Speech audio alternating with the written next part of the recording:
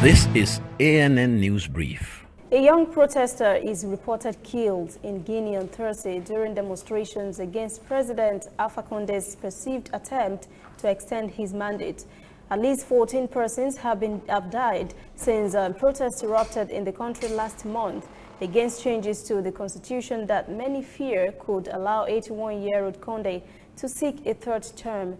Guinea Security Minister Damantang Albert Kamara says the circumstances of the young protester's death was not immediately clear and that investigations was underway. Thousands took to the streets of the capital, Conakry, on Thursday. Protesters reportedly clashed with police, who broke up the demonstrations with tear gas.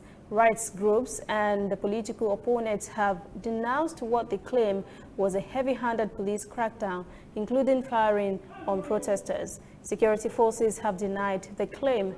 Conde, whose second and final 5-year term expires next year, has refused to rule out running again.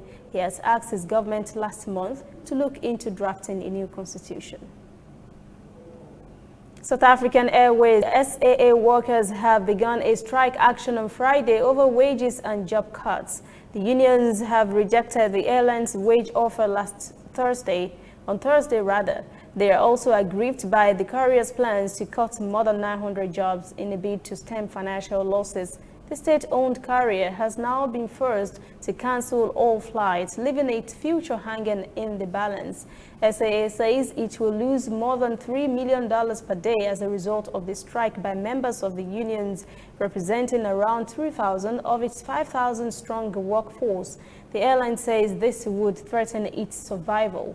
Meanwhile, South African President Cyril Ramaphosa has urged SAA's management to resolve the industrial dispute that has led to the cancellation of all flights. Passengers were reported to have been stranded at the country's main airport. Stay with us, we'll be right back. Whether in your house, at your office, on your phone or online, we are there. We have the facts behind the headlines. We cut to the chase with the news you really need. We cover every angle. We are the bigger, better news network. We are African News Network. ANN. Watch ANN News on MITV from a truly African spirit. The United States says it is gravely disappointed with South Sudan's failure to form a unity government by November the 12th deadline. As a result, America says it would reevaluate its relationship with the nation's government. U.S. State Department spokeswoman Morgan Ortagus said in a statement, quote, "We will work bilaterally and with the international community to take action against all those impeding South Africa's peace process."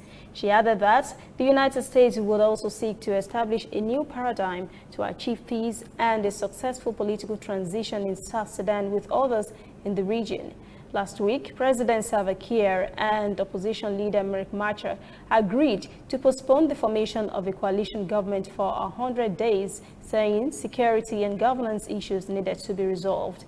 The State Department statement said their inability to achieve this basic demonstration of political will for the people of South Sudan calls into question their suitability to continue to lead the nation's peace process.